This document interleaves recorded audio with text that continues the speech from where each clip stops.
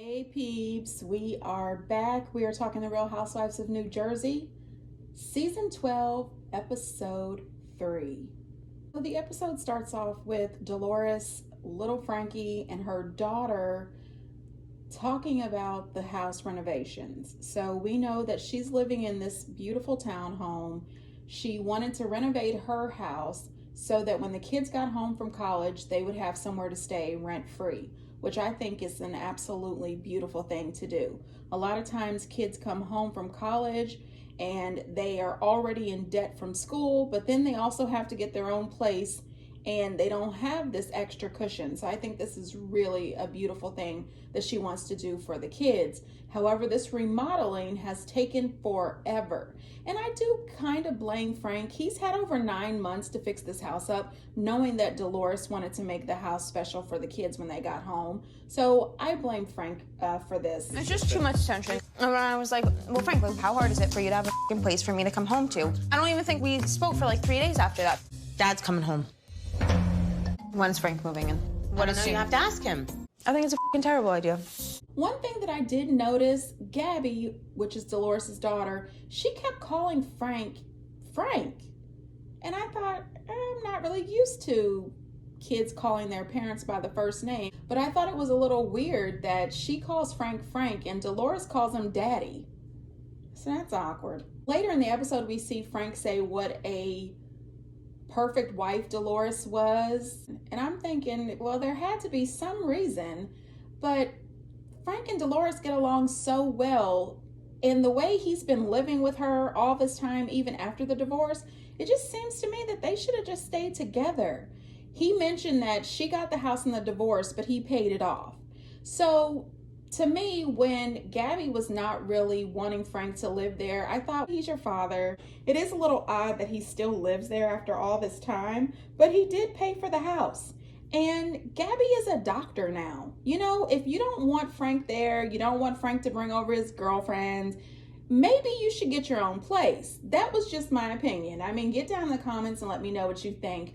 I also thought that it was weird that Frank cheated on Dolores when she was pregnant, and Dolores had to raise these kids pretty much as a single mom, but she's Team Marge.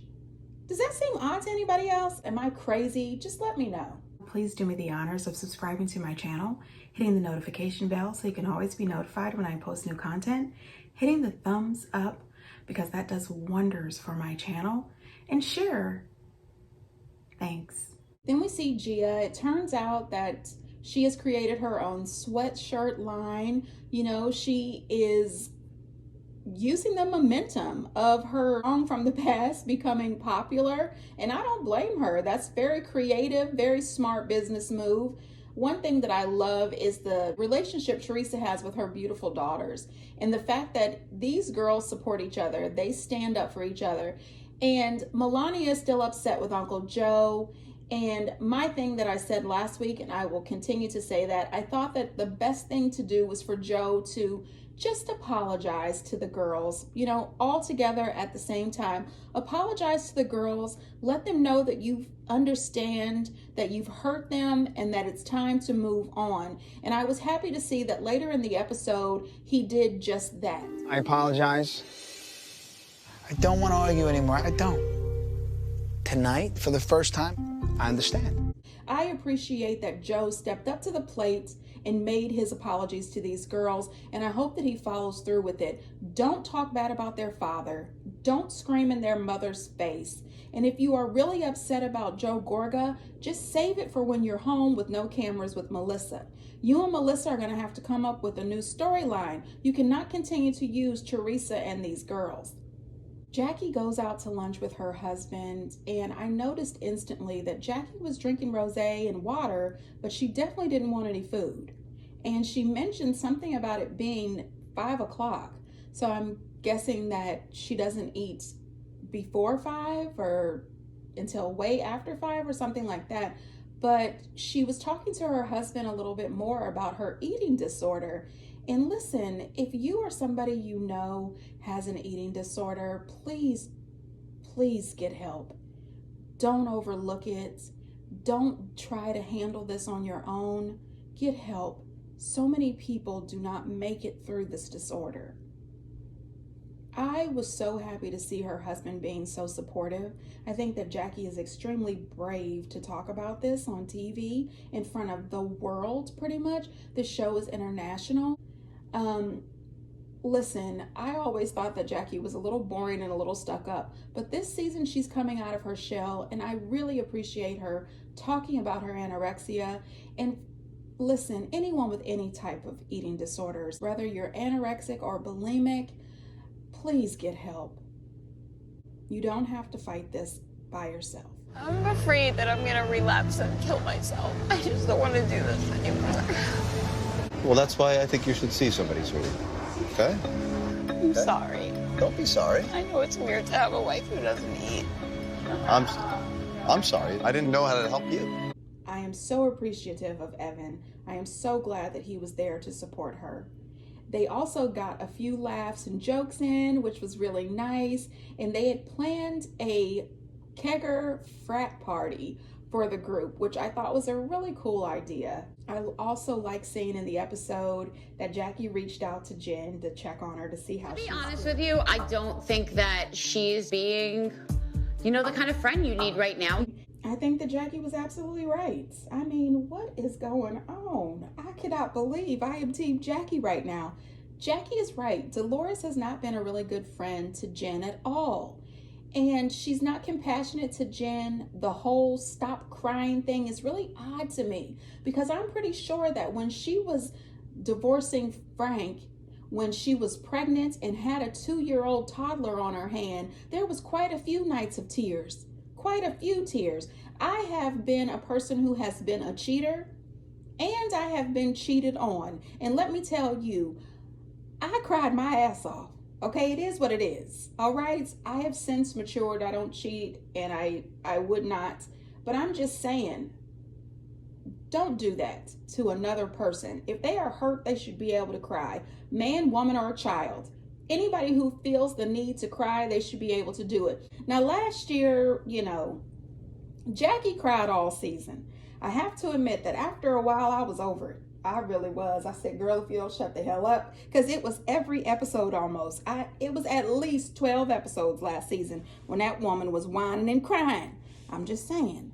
But, we're only on episode 3, and let Jen cry at least 6 more episodes. I'm just saying.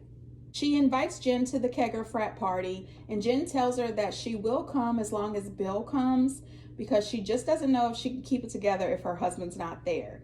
Listen, I think she could. I think that Jen is a really strong lady, and she could definitely keep it together, but I do think it was a good idea to have Bill come. I really do like that Teresa pretty much asked Melissa about this situation that's going on with Jen. Why is it that these other ladies are not compassionate? I just feel like everybody had Jackie's back when I said something, but now that Margaret said something, I feel like nobody's having Jen's back. Margaret crossed the line, and I don't know how you don't see that. Melissa makes that comment that it boggles her mind how Teresa would have Jen's back after, Jen has come after Joe. But nothing boggles your mind about the fact that you have Marge's back when Marge has come after Teresa multiple times. Not only that, I don't know if Marge is paying off the editors for this season, but it's really weird to me how they continue to show Jennifer bad-mouthing Marge, and they never show how it started. Marge starts it, Jen just ends it. That's all. Both Marge and Jen have some responsibilities. They both could do better when it comes to not disrespecting the other. But come on now, the editing has got to be fair, and this is not. I think this is one editor who has fallen in love with the Marge. Listen, I don't agree with a lot of what Jennifer has done, but this girl has now left 2 events that I've been at with her in tears, and I just feel for the woman. I think it just has to be hard having something that she thought would be kept private out in public.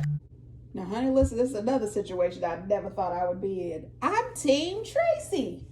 Who would have thunk that I would be Team Tracy? Listen, this is a grown woman right here. She understands that Marge and Jen both need to stop this. She understands that there has to be some compassion towards Jen. Remember, Marge cheated on her husband.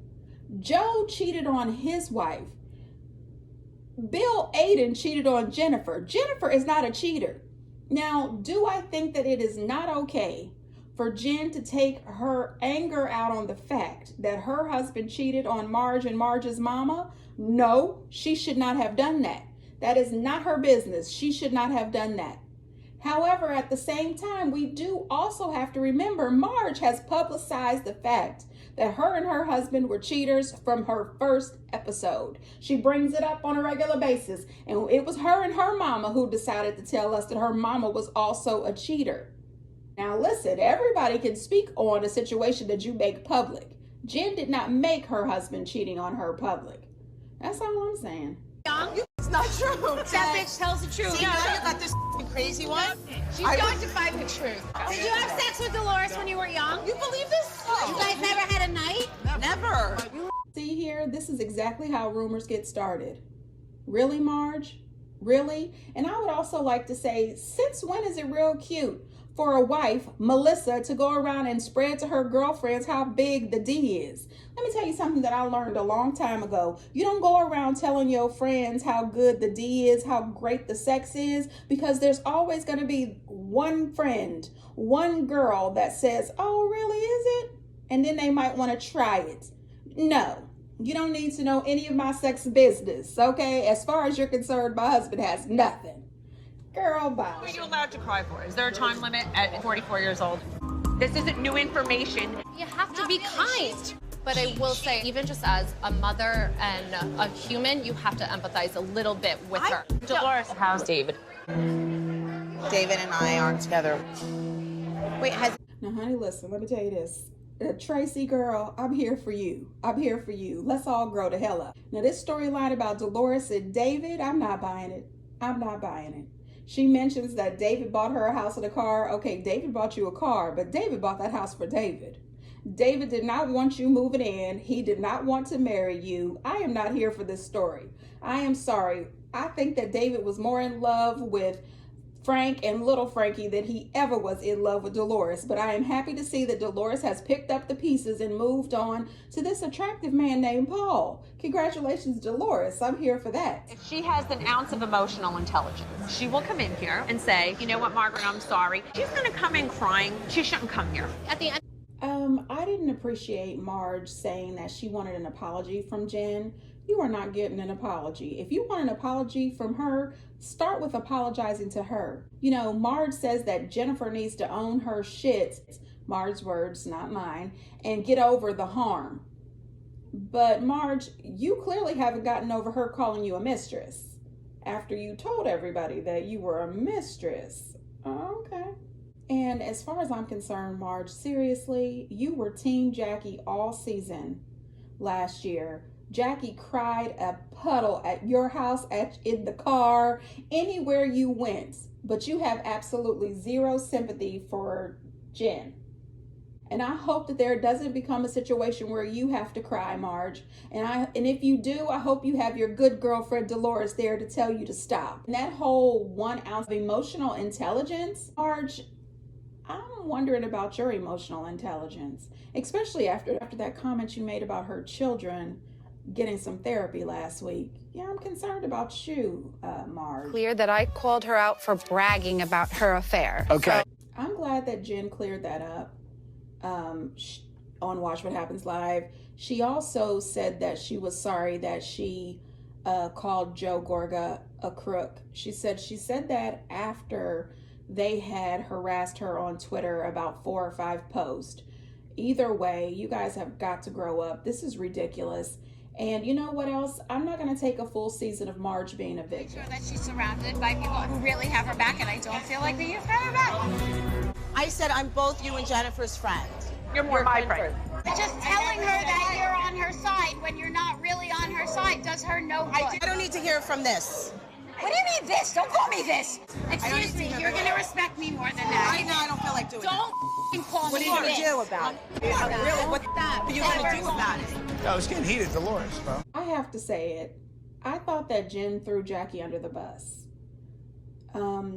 Jackie was trying to stand up for you, and I don't think that you had the right to tell Dolores what Jackie said. I think that if you wanted to stand up for yourself and you wanted to express to Dolores that you didn't feel that she was being a good friend to you, you should have just said how you felt. You didn't have to throw Jackie under the bus. Now I'm telling you something, I was so proud. I said, look at Jackie. Jackie was not backing down. I am standing for Jackie this season. Jackie told her exactly how it is. She told her what the truth is. And when Dolores couldn't handle Jackie's words, she went up in that woman's face thinking that Jackie was about to back down, and she did not. I'm team Jackie. Dolores, you need to learn how to use your words. You thought that you were physically going to get in her face and she was going to get scared and retreat, but that is not what you got. Jackie didn't even flinch when Dolores tried to get up in her face. That whole this was a pure, blatant act of disrespect. She was absolutely trying to disrespect this woman. Anyway, you guys, these are grown women. Everybody is over the age of 40, and this is how we behave, while all the husbands stand back to watch, acting as if they are completely shocked that this doesn't happen every time they get together. I just can't even. I really can't. Anyway, you guys, get down in the comments and let me know what you think. And until next time, bye.